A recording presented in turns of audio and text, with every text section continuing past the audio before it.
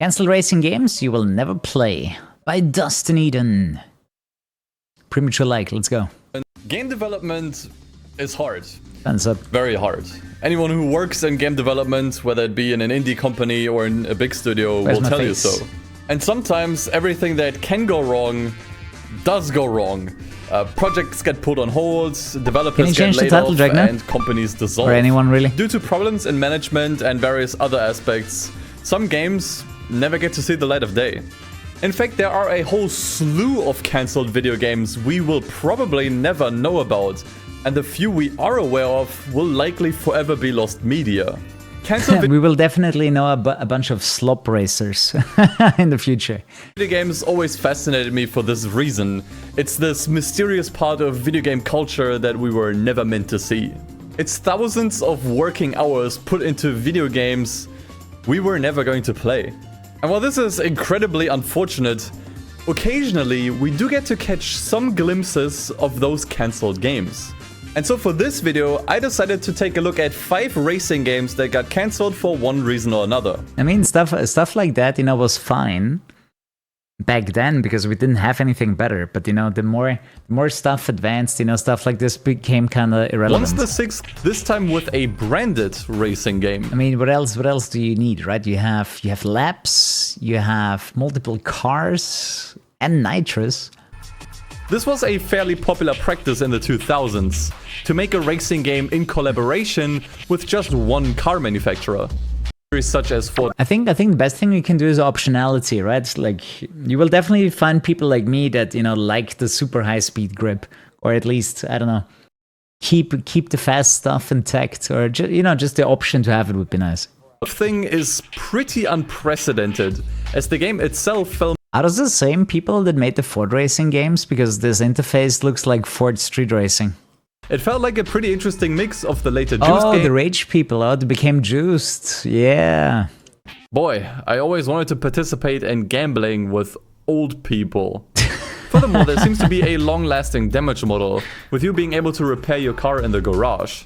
You can also go check out a used car dealer, offering several models of the same type with different prices and mileages. Buy me. It's obviously hard to say how well the game would have been received based on an unfinished build, even if it is. I feel like the racing itself is kind of boring. I mean, it's track racing. Track racing, in my opinion, is always boring. At least sent to people around the world. But surprisingly playable. Like track racing like with this, the career mode seemingly fully implemented. You need a really good Though game. I think we lost a cult really classic here. To make this it work. would have been undoubtedly one of those titles that was going to be stuck on the original Xbox forever. But sadly, even their new dev studio would eventually need to shut their doors. So this time it's because of their publisher THQ filing for bankruptcy. Overall, Lamborghini and THQ come back in some way, shape, or form? Like, isn't THQ Nordic a studio nowadays? Formed in 2011. Yeah, so they're still here. They're founded in Vienna. Nice. THQ Nordic Wreckfest? Are they publishing for? I'm confused. Subsidiaries. Okay, Bugbear. Bugbear is part of THQ Nordic, which is the people of Wreckfest. With a handful of gameplay trailers, which made the game. Didn't we get this game?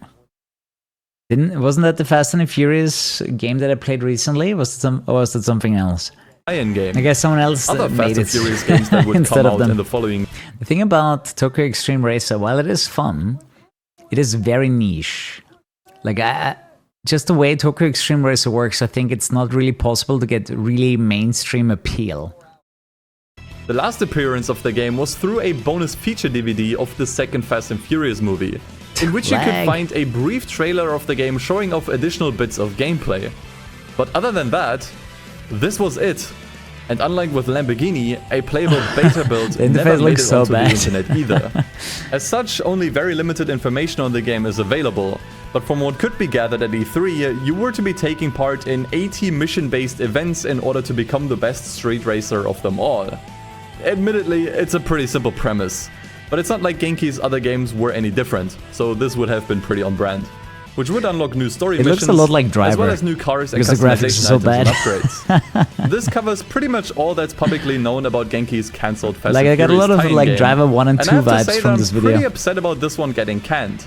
Released in 2010, Blur by Bizarre Creations, who were previously known for their Project Gotham Racing series on the Xbox. Actually, I wonder what the most sold Mario Kart is. Let's see. Like, most wanted was around 15 million. Oops. Oh, okay. Yeah, I don't think it can keep up with 60 million copies. That's like Grand Theft Auto territory, right? 60 million. Crazy. Street racing game with its at the time. But the thing is, that was just deluxe. It didn't even take the Wii U version into account. Wrapped up. Sure, no one might have been asking for a kart racer with realistic cars and physics. But it was so good. But likewise, no one was asking Need for Speed to change its identity with Underground. Yet it still succeeded. And besides, under the hood, Blur did provide something many Mario Kart players were asking for. Skill-based gameplay. Oh yeah. A fairly common complaint is that Mario Kart games tend to favor those who play poorly. And especially fuck the coin item when you're in first. I missed the Mario Karts where the coin item wasn't a thing. It's so useless. In comes Blur, where power-ups are no longer randomly chosen, but consistently set on parts of the track for you to pick up. It's up to you to learn where you can find which power-ups, and which ones the situation requires the most at any given moment. And as it turned out, so much better. Blur began to develop a very dedicated core player base of competitive people who kept playing the game for many years to come. At the time, Bizarre Creations belonged to publisher Activision. That's probably the biggest regret in video game history that we're not getting. Disappointed in the low Mario Kart, Blur 2. Sales numbers the first Blur was making. After only a couple of months in development, all work on a sequel was halted. Blur released on the 25th of May in North America. This puts it just behind two other racing game releases at the time, those belonging to Split Second, which released on the 18th that same month, and Mod Nation Races, which was also a power-up combat racer that released on the same day. Unlike those of other genres, the player base of racing games is comparably small. So when your potential player base is getting split between 3 different games, you'll end up losing a lot of those players nobody to played those Onrush. other games. I can confirm. Nobody liked it either. Able to or even interested. Here's a little story about Onrush. I actually asked the developer to send me a game code because I didn't want to pay for it because I didn't think the game was worth $60, and it wasn't. And so they gave me a free key. I played it on stream, and that was the first time in my streaming career where my viewer count dropped dramatically. Right? Like, I would always have like around 500 subs, and when I play something else around 300. And everyone turned off, and I had less than 200 viewers playing Onrush. Nobody cared about the game whatsoever. Like, it was a brand new game. It was the first stream of the new game, and people still decided to turn off the stream because they didn't give a shit about that game Onrush whatsoever. Though none of it would have mattered anyway, because there's one giant elephant in the room I have not mentioned yet. In fact, both Split Second and Mod Nation Races were considered commercial failures as well, and it's down to one giant game that overshadowed them all. Predating all of these games, Red Dead Redemption released on May 18th at the same time as the most anticipated game of that month, and arguably the entire year. All eyes were on Rockstar's newest game at the time, with very few people deliberately deciding to ignore its release in favor of alternatives. That was me. They are lowest view count during Onrush was 153. So I did actually remember that correctly. It dropped below 200. And I think the same day before. I mean, Shadowfox checked that too. Like, how high was the view count while playing Need for Speed first? It's also worth noting that Blur's marketing at the time didn't do itself any favors, solely selling itself as a Mario Kart with real cars, which highly undersells its actual premise. But this is what the English general gaming audience saw the game as. And why would anyone care about the latest Mario Kart clone with boring real cars? I gotta be honest, like, so much focus is on these stupid-ass comic characters instead of the game. That is why this ad was bad. Not because they made fun of Mario Kart, because a lot of the entire ad is just these assholes walking around. But this is what the general gaming audience saw the game as. By every metric, Blur's release timing was poorly chosen. Even more so in hindsight, knowing that large parts of the game, such as a fully animated story mode, have been cut in order to push the game out sooner. which is like, once again, you know, it's not the developers that fuck up. It's the managers, right? Why push out the game when there's clearly stuff in the works that would enrich the game and probably put you in a better time frame than summer? exactly the reason why it flopped. And so unfortunately... Especially because they definitely knew the release date of Red Dead Redemption. Even if they didn't know the release date of the other two racing games, like Split Second and Mod Nation Races, they definitely knew about the release date of Red Dead Redemption. And trying to release parallel to this is just stupid. Official sequel to Blur might never come to fruition with the developer studio having been dissolved. But in 2019, it seemed like we would have a chance to catch a glimpse at what bizarre creations might have been working on at the time. After an Xbox 360 development kit was auctioned off, the buyer discovered a prototype of a Blur sequel on it, which was then leaked online later in early 2020. This prototype, despite clearly in a rough alpha state, was in fact mostly playable and offers some insight on what this sequel could have been. In short, Blur 2 was supposed to be an evolution in almost every way. Along with a new graphics and physics engine, it was supposed to feature massively over-the-top tracks. One of my own personal gripes with the first Blur were the fairly flat and uninteresting track designs, which could have received a huge upgrade with vaster landscapes, more elevation changes, and even the ability to drive through buildings and on walls. The latter is particularly interesting in hindsight, with Mario Kart World introducing that exact mechanic. Yeah, it's actually really true. Like the ideas of Blur 2 you now have in Mario Kart. And it looks like Brizard was way ahead of the curve with wanting to implement driving on walls. What does Xbox owns Activision. Oh yeah, true. I guess he would have the power to pull that off. Tuning brands, I love these test levels, which would extend, including a full day and night cycle to both. This is the battle map from Blur. You can tell he didn't play Blur because this is actually content from the first Blur game. It just shows up in the beta footage for Blur 2. Right? This is literally a game mode and it's just a battle arena that you have in Blur 1. But in reality, I think most of these things would have been scrapped early in development. Same thing here, there's a battle arena from Blur 1, it just has some new camera. It really seemed like it was going to be a step up in almost every way over the original game, and could have garnered way more interest from casual gamers due to its over-the-top. Here's one thing, I heard the developers knew about the abusing of the drift mod online, and they said if they would have kept supporting the game, they would have turned it off. Which is a bit sad to hear for the competitive community of Blur. So yeah, that's the thing. So you wouldn't be able to do the same crazy stuff online again. Or maybe they would have streamlined it so it's more accessible to people. I don't know. Nature. Ultimately, any game getting cancelled is a loss. That's true. The Asphalt games are kind of similar to the idea of Blur 2. Just with a lot more microtransactions. Be right back. Hey guys, Kuru here. Check out Instant Gaming for cheap game keys. Click the link in the description below. But with Blur 2, I feel particularly bad about it, as it could have really revolutionized the way these kinds of racing games are seen by the public. Blur 1 laid a fantastic foundation and showed that a kart racer can be so much more than a kid's game. It can be something competitive adults can enjoy too, and I think we lost something truly great with Blur 2. Xbox, not even the Need for Speed. After all, they have already brought out a spiritual successor to Need for Speed Hot Pursuit 2, which was a return to the original form the series once had when it began. But with its next entry, Criterion wanted to pay... Dude, I bet they were quite surprised how successful this game was.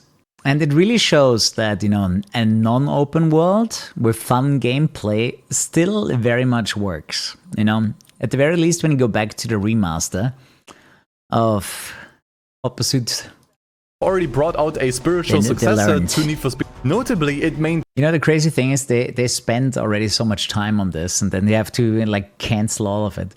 Like even Most Wanted 2012 could have been better if this wasn't the first build, right? And they actually focused the entire time on like a Need for Speed Burnout.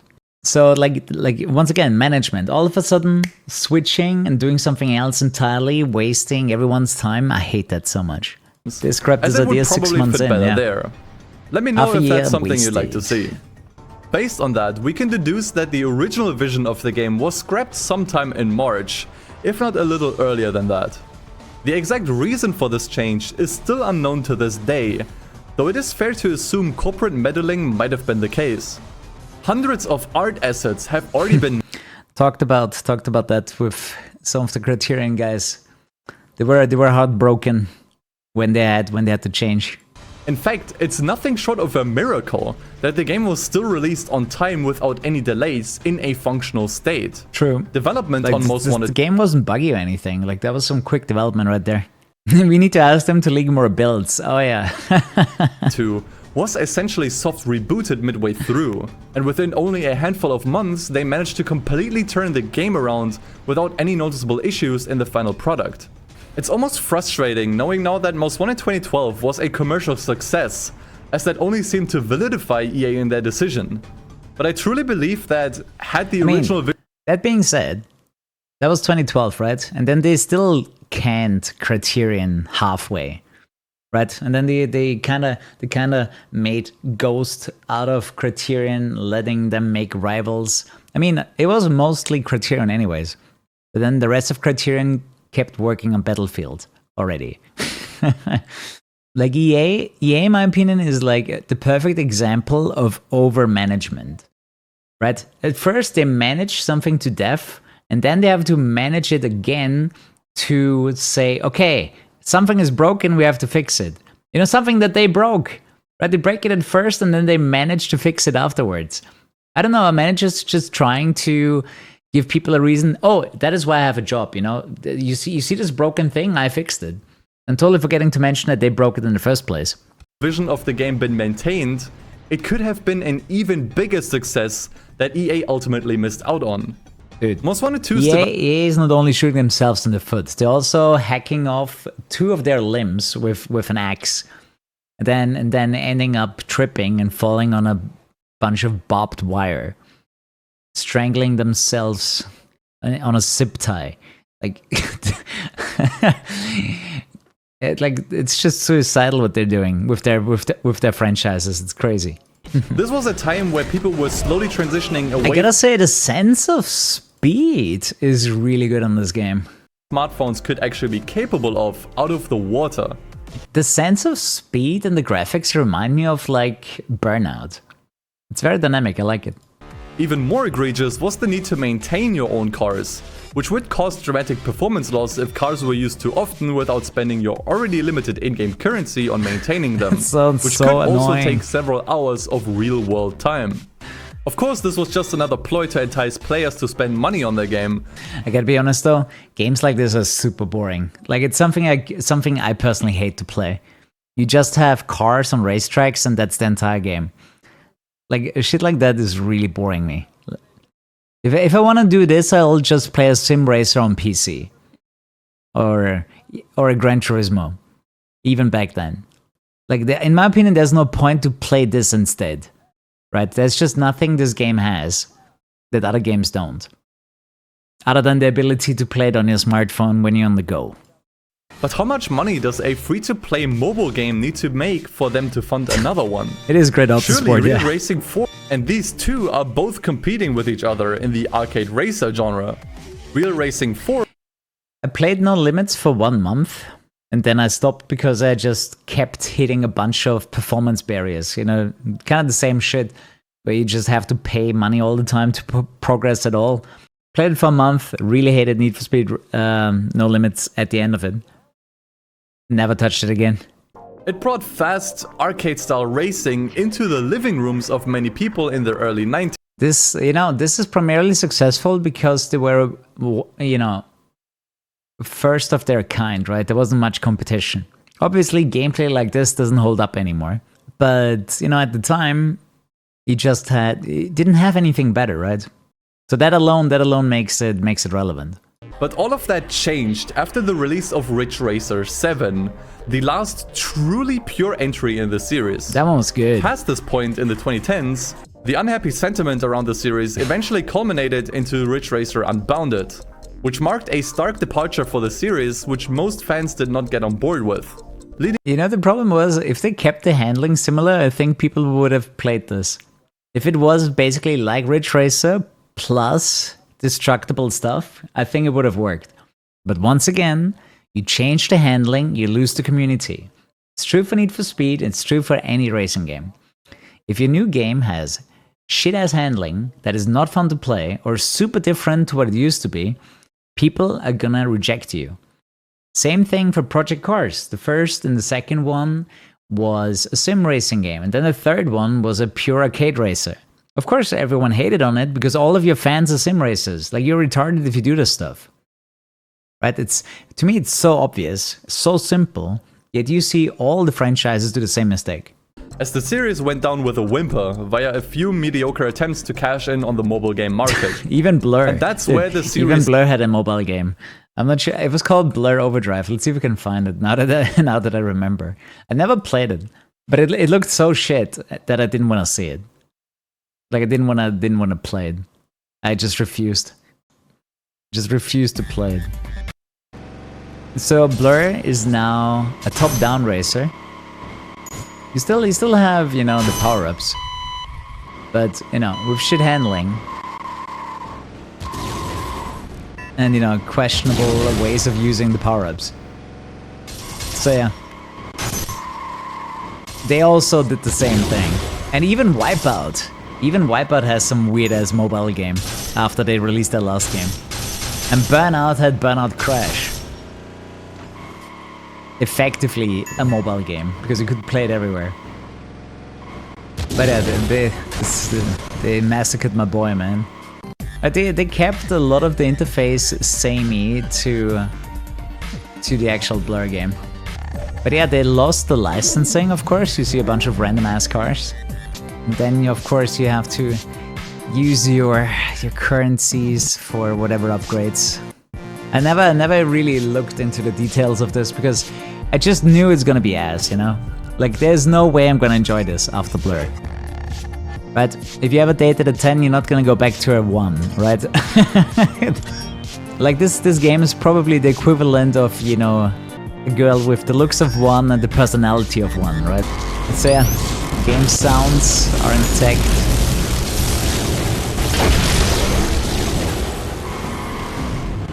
But such a shame, man. Such a shame. Turning this into a top-down racer. But Motorstorm did it too. Also had a top-down racer at the end before it died. And so did Burnout. I was a little bit afraid for Need for Speed when they released a mobile game that was called Need for Speed No Limits. So yeah, I straight up refused to play this to keep myself sane. We were close to finally getting an answer as an unfinished build of Ridge Racer 8 emerged in early 2025. This looks super similar to a game that I played. I think it was called Racing Master. Let me find that. Oh, look at this. Wait. Look at this. Dating back to 2017, Ridge Racer 8 was presumably meant to be a launch title for the then brand new Nintendo Switch and a return to form for the series. Gone would be the destruction mechanics of Unbounded, traded in for a more traditional gameplay loop on imaginative, futuristic tracks. Oftentimes, less is more. Right, like these menus here. That certainly rings true. Extremely similar. I mean, it's just mobile gaming. They probably use the same tools, right? They probably use the same tools and therefore they get similar results. UI already looks completed, though the same cannot be said about the gameplay itself. I mean, I'm over it. It's always unfair to judge an unfinished product. The prototype borrows a lot from its predecessor on the Vita, and I'm sure does not look like something I want to play. Some say the game is still alive. Do the developers of Ridge Racer still exist? What is the team even called that makes Ridge Racer? I can't remember right now. To this day, as development has restarted in order to bring it onto the PlayStation 5 on launch, only to then end up in limbo again. No matter the case, okay, so if they're developing something for PlayStation 5, then they should still exist and probably still work on it. The first release of the series... Dude, they want to sell this for $20 on the Switch too. It's insane. I'm not buying the original Ridge Racer for $20. I will emulate the shit out of it, but I do not give you $20 for such an old game. But since I always disagree with, you know, pirating games that you can buy, I will just not play this, right? This is not worth it. The first Ridge Racer is not worth $20 in 2025. I'm sorry. It just is not. Just So who knows? Until Maybe this is to prepare people for a new 8 is not buying it. That will remain shrouded in mystery. As you can see, cancellations of video games are pretty inevitable. Making games is a grueling task that takes countless of hours of manpower and money, and sometimes things just don't work out. In fact, everything we talked about today were known cases of cancelled games. Sense. Who knows how many titles are out there we will never know about. So what's the moral behind this story? If there is any. I think it's always a shame when a game never leaves the office.